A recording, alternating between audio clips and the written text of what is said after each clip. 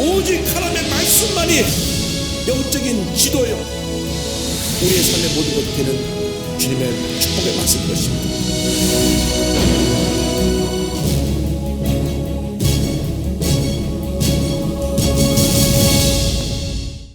오늘 로마서 14장 형제를 비판하지 말라 이 같은 제목으로 함께 말씀을 나누기 원합니다.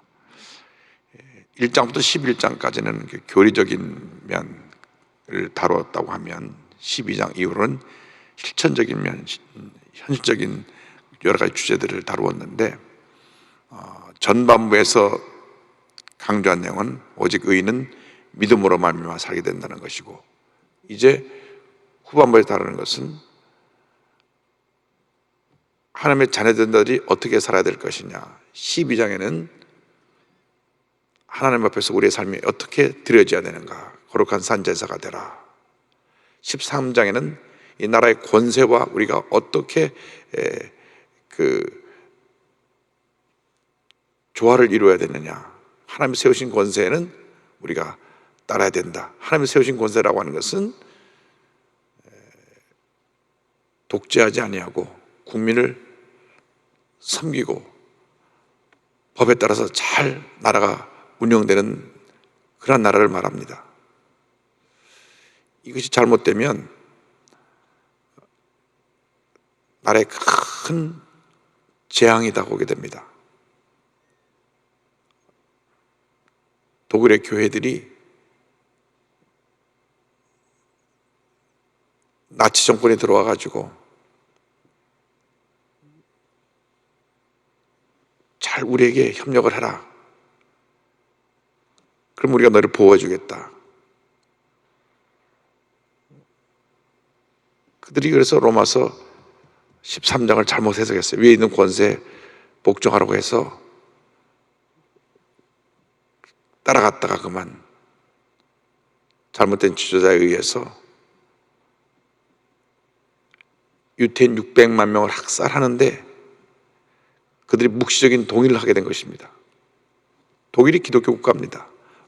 루터교가 기독교 그들이 공인한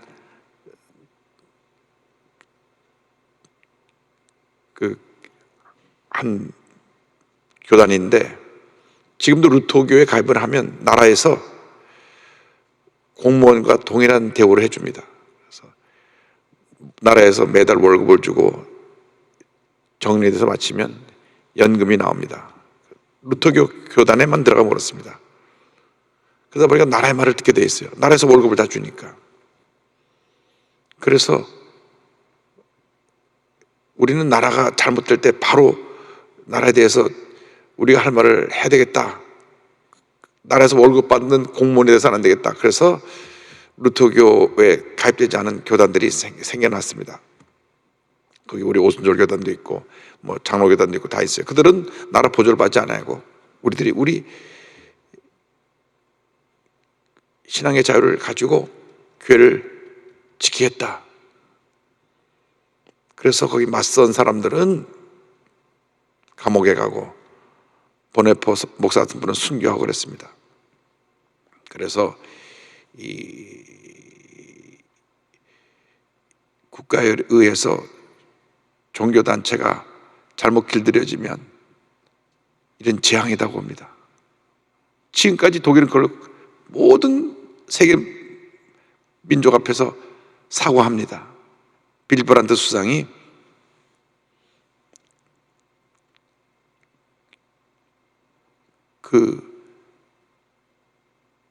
폴란드에 있는 유태인 학살 공원에 가서 비가 막 내리는데 우산도 쓰지 않냐고 무릎 꿇고 사죄를 했습니다. 이 한 장면이 600만 이스라엘의 그 큰 상처를 안고 있던 온 이스라엘 백성들에게 큰 위로가 되었고, 그때로부터 독일이 세계로부터 참 저 나라는 참 바로 된 나라다라고 인정을 받게 된 것입니다. 제가 뭐 역사적인 얘기를 오래 하려고 하는 건 아니고 13장을 볼 때 그런 안목을 갖고 봐야 된다 그 말입니다. 14장에 가면은 15장 14절까지 유대 로마 성도들이 당면하고 있는 실적인 문제들, 특별히 유대인과 이방인 사이의 갈등과 분쟁이 생겼던 음식과 절기 문제를 다룹니다. 그런데 제일 중요한 건 그 원리는 첫째로 형제를 비판하지 말라. 비판하면 안 된다는 것입니다. 1절 3절 다 같이 보겠습니다. 믿음이 연약한 자를 너희가 받되 그의 의견을 비판하지 말라. 어떤 사람은 모든 것을 먹을 만한 믿음이 있고 믿음이 연약한 자는 채소만 먹느니라. 먹는 자는 먹지 않는 자를 업신여기지 말고 먹지 않는 자는 먹는 자를 비판하지 말라. 이는 하나님이 그를 받으셨습니다.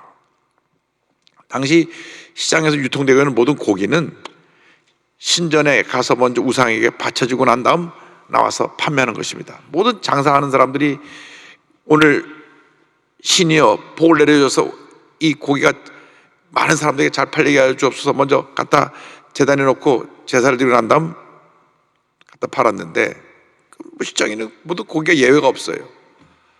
어떤 그리스도인들은 그 고기를 그냥 사다가 그냥 기도하고 잘 잡수셨고, 어떤 사람들은 아니 어떻게 우상에 바쳐졌던 고기를 먹을 수가 있나, 저 사람들 문제가 있다. 그래서 이 갈등이 생겼습니다. 이 갈등은 유대인으로서 예수를 믿은 그 유대인 그리스도인하고 이방인으로서 예수를 믿은 이방인 그리스도인 사이에 생겨난 갈등입니다. 이방인 그리스도인은 그 고기를 먹을 때 어떤 꺼리낌이 없었기 때문에 그냥 기도가 잘 잡수셨는데, 어떤 사람은 아이고 이거 우상에 바쳐진 고기를 먹을 수 없다. 그래서 아예 고기는 먹지 않고 채소만 먹었습니다. 그래서 이제 둘이 사이에 갈등이 생깁니다. 유대인 그리스도인들은 아니 어떻게 당신들도 우상에 바쳤던 그것을 먹을 수 있냐고 비판을 하고, 또 거꾸로 거리낌을 없이 먹는 이방인 그리스도인들은 아유 당신들이 믿음이 약해서 그래, 어떻게 하나님이 주신 거냐 아멘하고 먹으면 되지. 그리고 서로가 서로를 비판했습니다. 근데 이제 하나님의 가르침은 하나님께서 유대인 그리스도인이나 이방인 그리스도인이나 다 받아들인 하나님의 자녀들인데 너희들끼리 자신의 기준을 갖고 남을 판단하지 말아라, 비판하지 말아라, 이 얘기입니다. 그래서 서로 품으라, 서로 비판하거나 업신여기지 말라는 것입니다. 모든 교회 내 갈등은 내가 기준이 돼가지고 남을 판단하기 때문에 생겨나는 것입니다. 내가 옳고 저 사람이 틀리다 하기 때문에 갈등이 생겨나는 것입니다. 서로 다른 부분을 인정해야 되는데 인정하지 않으려고 그래요. 내가 기준이 옳고 자기 의를 세우다 보니까 늘 부딪히고 갈등이 생깁니다. 이런 것 하지 말라는 것입니다. 4절입니다. 남의 하인을 비판하는 너는 누구냐? 그가 서 있는 것이나 넘어지는 것이 자기 주인에게 있음에 그가 세움을 받으리니 이는 그를 세우시는 권능이 주께 있습니다. 당시 노예제 사회입니다. 노예들이 많았는데 절대로 남이 자기 노예를 갖고 어떻게 하는 것을 가지고 다른 사람이 왈부하면 안 됐습니다. 그럼 욕을 먹는 일입니다. 내가 내 노예를 가지고 일을 많이 시키든 적게 시키든 놀게 하든 뭘 하게 하든 그 내 주인의 주권인데 왜 당신이 이렇게 하라 저렇게 하라 간섭하면 안 된다는 것입니다. 마찬가지로 내 신앙의 기준을 갖고 이 사람 문제있다 문제없다 이렇게 말하면 안 된다는 것입니다. 칭찬받고 세워지는 것이나 책만 먹고 넘어지는 것이나 주인의 판단에 달린 것이기 때문에 이 모든 것이 우리 주님이 세우기도 하시고 넘어지기도 하시는 것이니까 우리가 그것을 가지고 시비를 걸고 판단하지 마라. 이제 그 다음에 이제 그 날짜를 절기를 지키는 것에 대해서 나옵니다. 5절 보겠습니다. 어떤 사람은 이 날을 전하보다 낮게 여기고 어떤 사람은 모든 날을 같게 여기나니 각각 자기의 마음으로 확정할지니라. 유대들은 매우 절기를 중요시 여겼습니다. 특별히 안식일을 기억하여 거룩히 지키라 했기 때문에 이 토요일만큼은 저들이 철저하게 지켰습니다. 토요일 날은 그날 걸어갈 수 있는 거리가 딱 제한되어 있어요. 한 1km 반경 안에 그 이상 걸어가면 안 됩니다. 그러면 일을 하는 것이 되기 때문에. 그래서 회당이 항상 그 하루길 거리 안에 그 안에 중심에 회당이 있었습니다. 그래서 왕복 1km가 넘지 않도록 딱 정해놓은 곳입니다. 그리고 그날은 예배드리는 것 외에 다른 모든 것은 다 금했습니다. 그래서 예수님이 안식일날 병을 고치려고 그러니까 그것을 가지고 지켜봤다가 병을 고치니까 당신이 안식일을 범했다. 자기들의 기준에서 예수를 판단하고 이단으로 몰아서 결국 십자가 달려 죽게 한 것입니다. 아주 철저하게 그들은 그 날짜 절기 지키는 것에 얼마나 많은 노력을 기울였는지 모릅니다. 저희 한국에 기독교가 들어와서 최초의 그 선교사님들 왔을 때 보수적인 그 미국의 동북부 쪽에 있는 보수적인 선교사님들이 들어와서 우리 신앙을 전수했기 때문에 우리 기독교 전통이 주춤하지 않는 것. 한국에 가보니까 뭐 사람들이 막 술을 먹는데 밤새 취하게 먹고 술주정뱅이 많고 알코올 중독자들이 많아가지고 하나님 보시기에 도저히 저 사람들은 영광을 나타낼 수 없다 해서 술을 금했습니다. 담배를 피는데 요즘으로 말하면 중학생 정도만 된 아이들이 그때부터 담배 이불을 말아서 담배를 피기 시작하는 거예요. 그러니까 선교사들 눈에 보니까 예수 믿을 때 저거부터 먼저 고쳐야 되겠다. 저렇게 막 어릴 때부터 담배를 물고 막 폐가 썩어 들어가고 술에 취해갖고 막 비틀거리면서 대낮에도 저러고 댕기는 걸 보니까, 그래서 하나님의 주신 몸을 잘 관리해야 된다. 그래서 주초를 금한 것입니다. 캐톨릭은 허락을 했죠. 캐톨릭은 술, 담배 문제를 풀어버렸습니다. 그냥 자유롭게 제사 문제도 풀어버리고. 그러나 우리 한국에서 들어온 선교사님은 복음주의, 보수주의 신앙을 갖다 우리에게 전수해서 우리 한국교회 전체가 사실 그래서 지금 보수주의가 된 것입니다. 그래서 술, 담배를 금하게 됐고 도박도 금하게 됐고, 이 여러 가지 그동안에 한국 사회를 병들게 한 것들을 금하게 했습니다. 그리고 안식일을, 주일날을 기억하게 거룩하게 지키게 했습니다. 저희 할아버님이 주일날은 예배 보는 거 왜 아무것도 못하게 했습니다. 주일날 저희 어릴 때 이제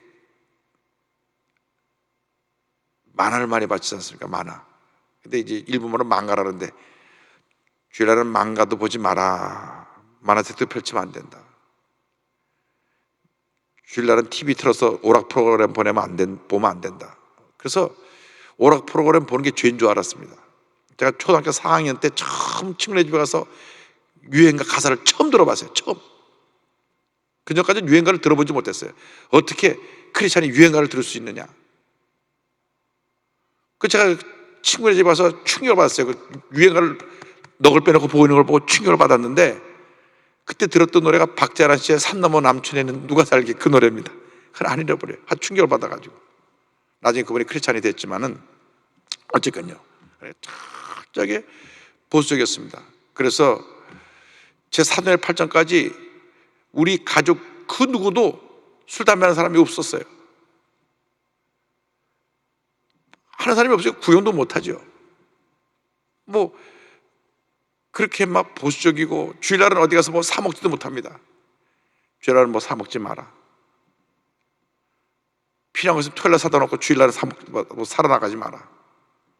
약간 이렇게 철저하게 한국의 보수적인 그리스도인들이 그렇게 주일날을 지켰습니다. 유대인들도 그렇게 지켰어요. 주일날은 절대 그렇게 했는데, 믿음이 성숙한 이방인들은 매일매일이 다 안식일이지 왜 꼭 그 날짜만 정해서 지키냐. 매일같이 우리가 하나님 앞에 거룩한 마음으로 드려야 된다. 이것도 각자 신앙에 따라서 결정할 것이지, 토요일만 지킨다고 에이 저 사람 믿음이 연약한 사람을 그렇게 판단하지 말고, 또 매일 다 같이 안식일하고 지킨 사람을 또 토요일 지키는 유대인들이 비방하지 말라. 6절에 그 원리가 있습니다. 자, 다 같이 보겠습니다. 나를 중히 여기는 자도 주를 위하여 중히 여기고 먹는 자도 주를 위하여 먹으니 이는 하나님께 감사하며 먹지 않는 자도 주를 위하여 먹지 아니하며 하나님께 감사하느니라. 그러니까 무엇을 먹고 안 먹고 또 나를 지키고 안 지키고 하는 이것이 중요한 것이 아니고 다 주님을 위한 것이 되어야 된다. 내가 먹든지 마시든지 다 주님의 영광을 위하여 해야 되는 것이지, 이것이 그것 때문에 저 사람이 잘못되지 않았다 판단하면 안 된다. 그리고 모든 것을 감사함으로 해야 된다. 그래서 무엇을 먹든지 감사함으로, 먹지 않아도 감사함으로 주님의 영광을 살아. 이어서 그 같은 설명입니다. 7절 8절입니다.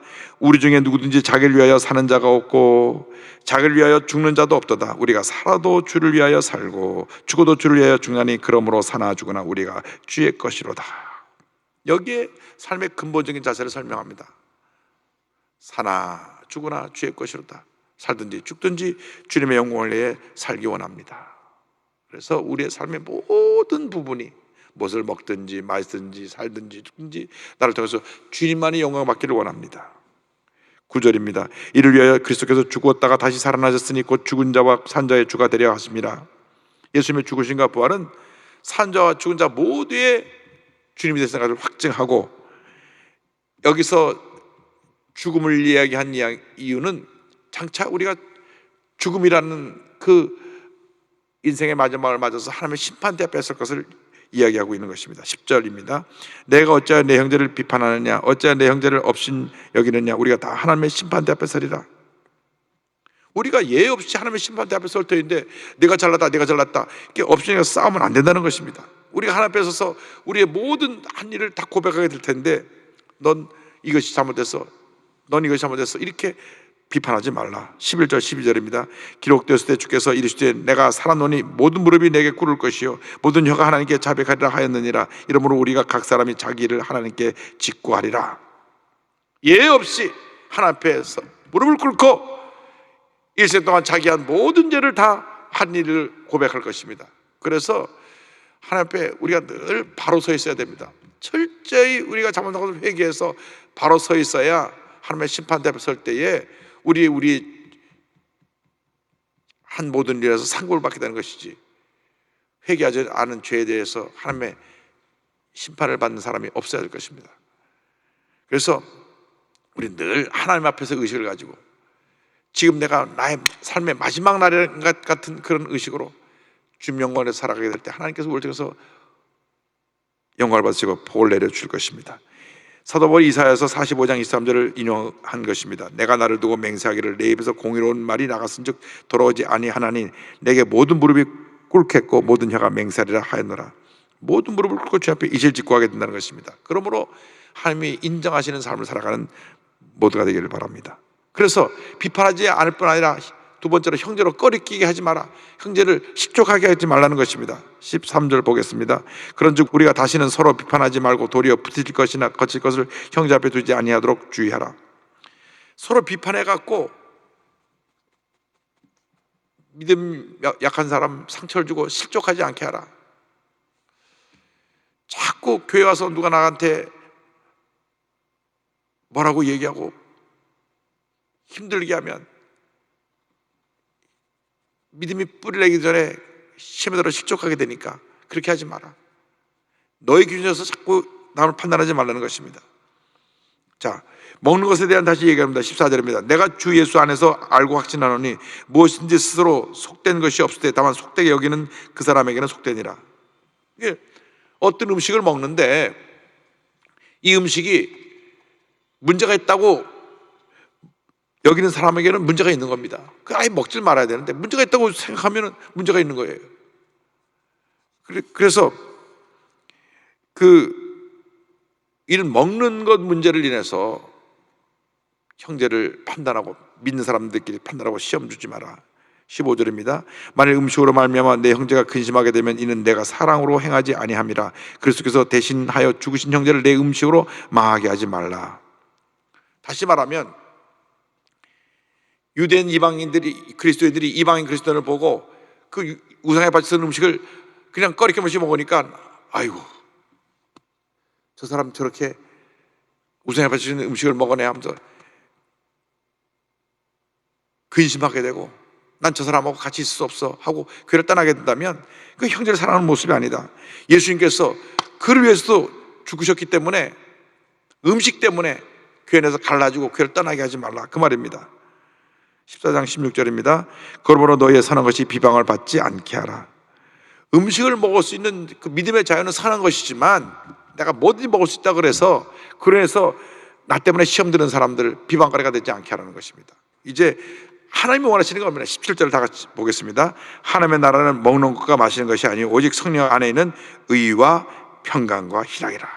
먹는 거 마시는 때 자꾸 시험 들고 싸우지 말고, 하나님 기뻐하신 것은 주님 안에서 하나님이 인정하시는 의로운 삶, 그리고 주님이 주신 평안함, 그리고 넘쳐나는 기쁨이 너의 삶이 되어야 된다. 이것을 가지고 주님을 섬겨라. 18절입니다. 이로써 그리스도를 섬기는 자는 하나님을 기쁘시게 하며 사람에게도 칭찬을 받느니라. 그러니까 의와 평강과 희락으로 주님을 섬기는 사람들은 하나님께 인정받게 되고 사람들에게 칭찬받게 된다. 그래서 우리가 주님을 섬길 때 자꾸 비판하고 판단하지 말고 사랑으로 섬겨야 된다. 19절입니다. 그러므로 우리가 화평의 일과 서로 덕을 세우는 일을 힘쓰나니. 크리스찬 공동체는 서로 화평하고 덕을 세워야 됩니다. 절대로 나누어서 다투면 안 됩니다.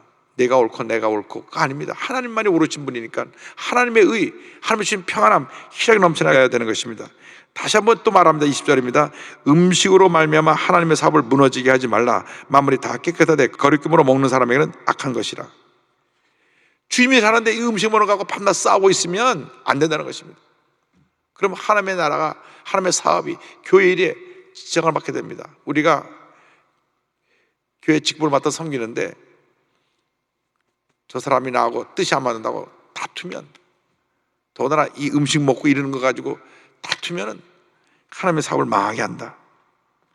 그래서 거리낌을 갖고 하는 것이 다 악한 것이기 때문에 다 먹을 수 있는 사람이 이제는 덕을 베풀라. 21절입니다.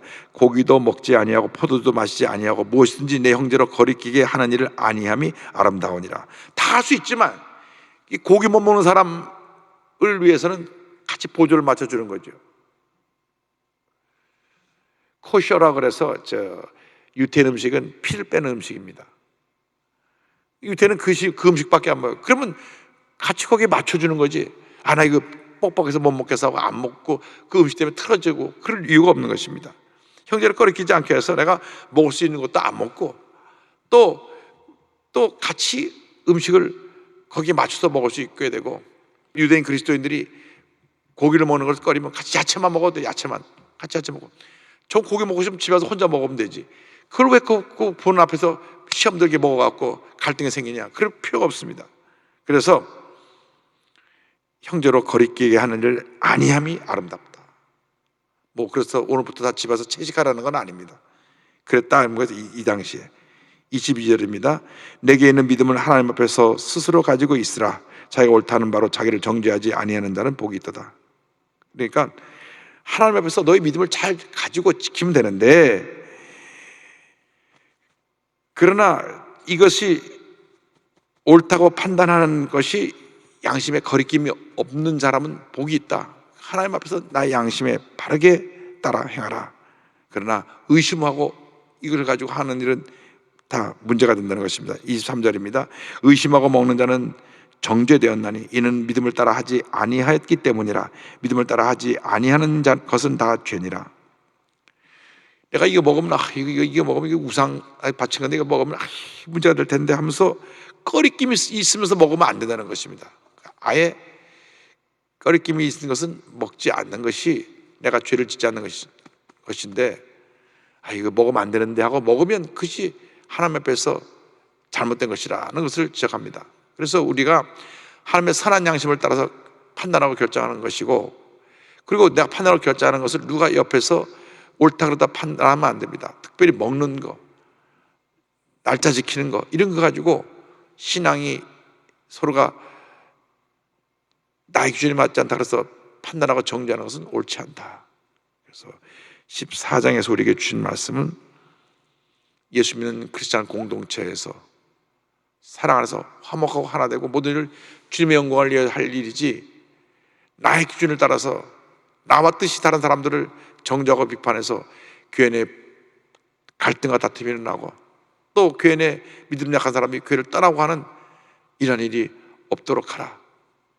그래서 오히려 여기서 가르쳐 주신 말씀은 모든 것을 다 할 수 있는 사람이 믿음 약한 사람에게 맞춰줘서 내가 할 수 있는 걸 스스로 절제하고 포기하는 것이 그의 덕을 세우는 일이다. 그것입니다. 그래서 그런 먹는 것 때문에, 날짜 지키는 것 때문에, 이러한 지엽적인 것 때문에 주님을 섬기는 것을 지장받지 않게 하고 우리가 일상 살아가는 동안 이것이 하나님 영광을 위한 것이냐 아니냐, 이것만 분명하면 됩니다. 그러므로 절대로 교회에서 사소한 거 가지고 다투면 안 됩니다. 네가 옳다, 내가 옳다, 이렇게 옳고 그름을 가지고 따지지 말고 하나님이 기뻐하시는 것이냐 아닌가, 여기에 기준을 두고 주님의 영광을 위해서 우리 화목하고 하나 될 때 하나님께서 큰 은혜를 베풀어 주실 것입니다. 이제 우리의 믿음의 기초를 든든히 세우고 이제 모든 면이 주님 보시기에 주님이 기쁘시게 하는 그러한 삶으로 변화되는 우리 모두가 되기를 주님의 이름으로 축원합니다. 기도하겠습니다. 사랑과 은혜와 자비가 무한하신 하나님 아버지, 로마서 14장에서 형제를 판단하고 비판하지 말라고 주신 말씀을 마음판에 새깁니다. 우리가 늘 내 기준에서 남을 판단하고 비판해 왔습니다. 믿음이 없는 사람을 업신여긴 적도 있습니다. 주님 용서하여 주옵소서. 다 예수님이 피값으로 사신 하나님의 자녀들인데 우리의 판단과 정죄로 상처를 주고 교회를 떠나게 한 일이 있으면 회개합니다. 이제부터는 사랑하고 용납해서 하나 되어서 하나님의 귀한 역사 이루게 하여 주옵소서. 예수님의 이름으로 기도 올리옵나이다. 아멘.